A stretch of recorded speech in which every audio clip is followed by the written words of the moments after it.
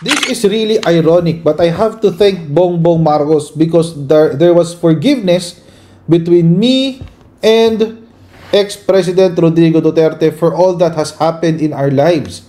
And we have a relationship now, a father-daughter relationship. Wow! Dahil daw kay Presidente, dahil daw pinaaresto, meron na silang bonding moment. Kumbaga, sinasabi nila, mas parang yan they're playing on the emotional side ng mga Pilipino. Tapos kay PBBM sinisisi, kunyari pa kayo kunyari pa kayong para sa bansa, para sa bansa, pero sa totoong buhay hindi naman.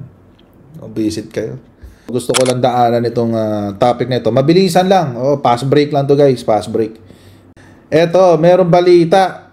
May statement na naman si Sara Duterte. Ano sabi? Sabi ni Sara, pinasalamatan ni Vice President Sara Duterte si President Bongbong Marcos dahil nagkaroon sila ng pagkakataong magkausap ni dating Pangulong Rodrigo Duterte tungkol sa pamilya.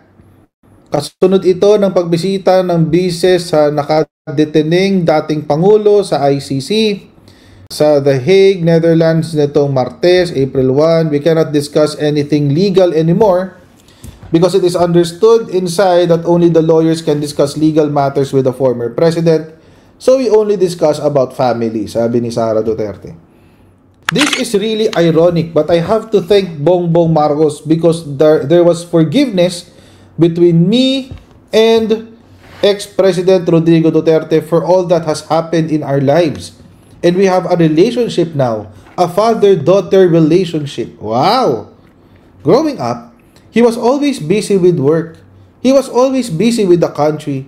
Now I have this every day with him talking about life, talking about family, and for that, I feel that I am blessed. Ayun. April Fools! It goes to show, mga kakotsero, na mukhang nagtotoo nga yung teorya ko. Na baka si Sara Duterte ang nag-traitor sa kanyang ama. Primarily, to save her political skin. Pero, at the same time, para mawalan ng access yung ibang tao sa tatay niya. At mai-install niya yung sarili niya na parang bagong anointed by Rodrigo Duterte. Parang ganun. Ngayon, mukhang confirmed na isa sa mga bagay na naging benepisyo para kay Sara Duterte dito, nasolo niya ng yung tatay niya. Kasi, si Hanilet hindi makapasok. Si Bongo hindi makaalis.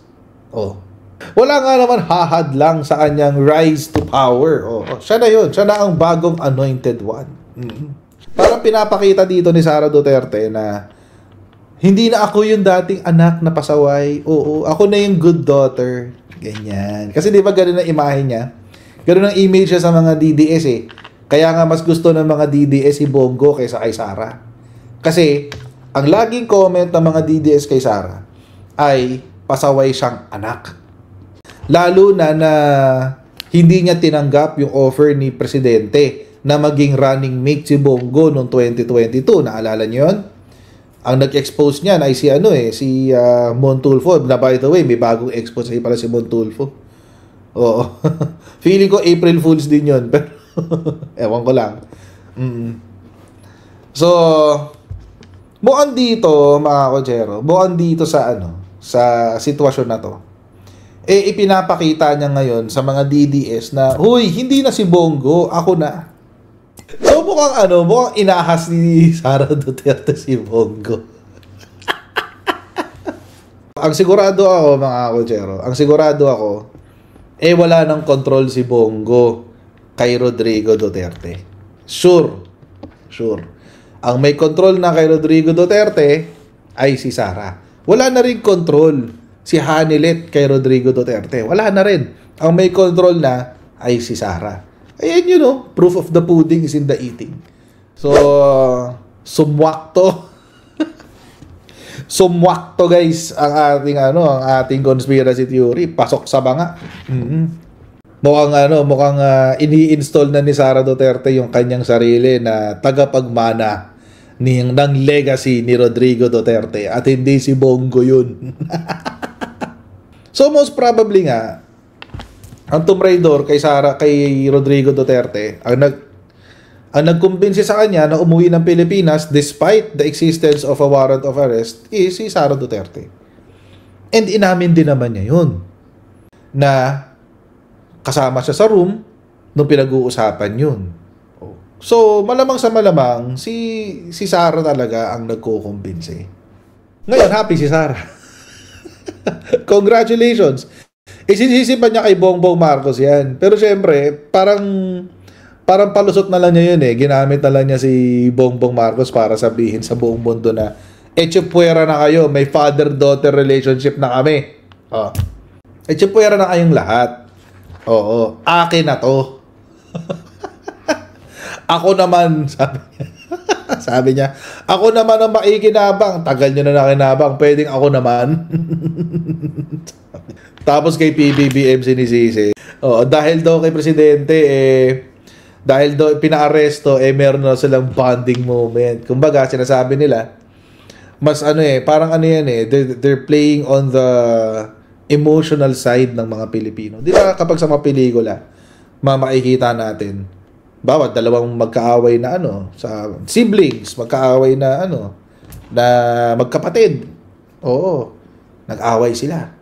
Tapos all of a sudden yung tatay sa gitna ng away nila atakihin sa puso yung tatay o kaya yung nanay, atakihin sa puso, dadali sa ospital. Pagpunta ng ospital, magbabati bigla yung magkapatid. Ganon. Ganon. Ganon yung drama dito, guys. Diba? Ano ba yung movie na yun? 7 Sundays yata yun. Pa-title ng movie na yun. May libre promotion pa. 7 Sundays ang pangalan ng movie na yun. Nag-aaway-aaway sila lahat. Away-away, bla bla bla. Sisigawan. Ganyan. Tapos umahawat yung tatay. Tama na. Tapos bigla nagbati-bati yung magkakapatid. So ganito yung nangyari. So parang ganun din yung sinasabi ni Sara Duterte. Dahil inaaway tayo ng isang gobyerno, ganyan. Inaaway tayo ng Marcos government. Inaaway tayo ng Marcos government. Habang inaaway tayo, lalo tayong naging close. Ganyan. Ganun yung drama dyan. Oo. Gawin nyo na lang kayang pelikula. Siguro ito yung pwedeng gawing pelikula ni Daryl.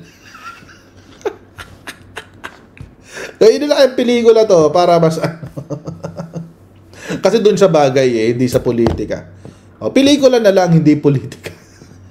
Kunyari pa kayo Kunyari pa kayong para sa bansa, para sa bansa. Pero sa totoong buhay, hindi naman. Visit kayo.